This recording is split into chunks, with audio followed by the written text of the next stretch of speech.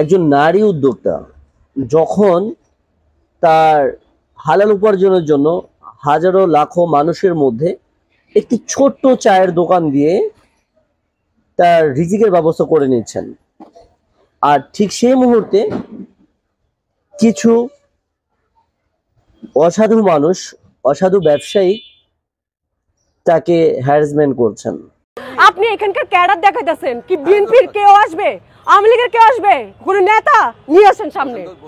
নেতা আমি করবেন না, এখন দেশ স্বাধীন, দেশ এখন সবাই যার মতো করে করবে, কাজ করবে সবাই মিলেমিশে।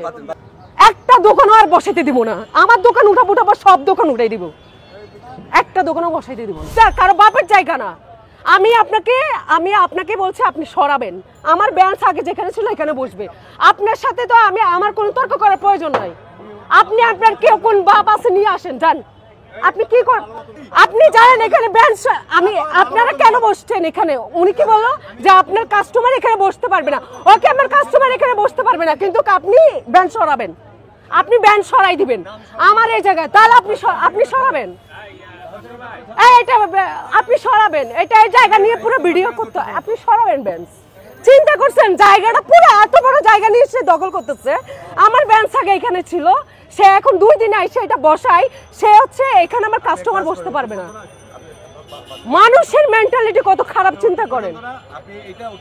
এখানে বেঞ্চ আমার এখানে বসবে, ওর বেঞ্চ সরাবে, বেঞ্চ সরাবে। ও মানুষের সাথে আসলে 2 নম্বরই, মানুষকে ভালোই দিতে না। এবার আপনি কাকে নিয়ে আসবেন, নিয়ে আসুন, কাকে নিয়ে আসবেন, নিয়ে আসুন।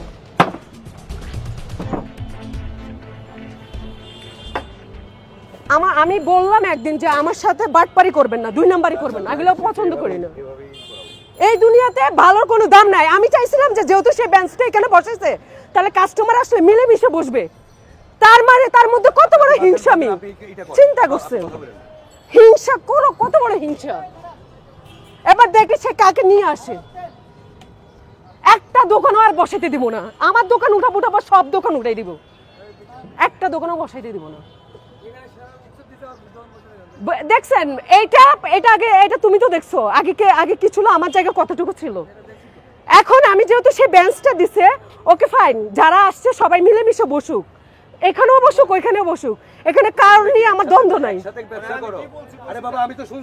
নারী উদ্যোক্তার প্রতিটি কথাই ছিল সুন্দর, সাবলীল এবং যুক্তিসম্মত। তাই আমি এই নারী উদ্যোক্তাকে সেলুট জানাই, এবং যারা এই অশান্তিমূলক কাজ করছেন তাদেরকে অনুরোধ করব তারা কোনো নারী উদ্যোক্তাকে কখনোই যেন বিভ্রান্ত না করে এবং তাদেরকে সহযোগিতা করে। আপনি ছিলেন তো, আপনারা বসছেন যে সে এটা নিয়ে কথা বলছে। জায়গাটা খালি, তোমার অসুবিধা নাকি? ওনার কাস্টমার বসবে, তোমার কাস্টমার ওনার এখানে বসুক। তুমি কেন কথা বাড়াচ্ছো?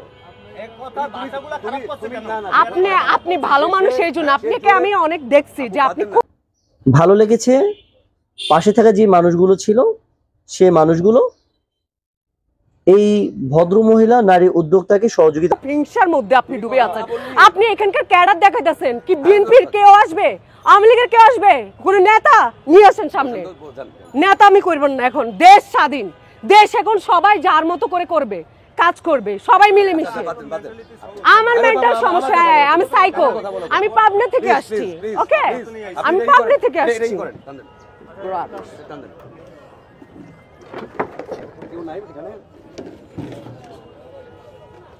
আপনি আপনার জায়গাটা সব সময় কেউ থাকুক বা না থাকুক, আপনার জায়গাটা না, মানুষকে আমি আসলে সুযোগ দিতে নাই। দেখছেন, এটা তো আমরা মানুষকে সুযোগ দিতে নাই। আমি কি সুন্দর যে আমার ইয়েরা বসবে, কাস্টমাররা বসবে। ওদের মতো মানুষের সাথে কথা বলে কি প্রফেশনাল কথা না বলে আসছে দাদা,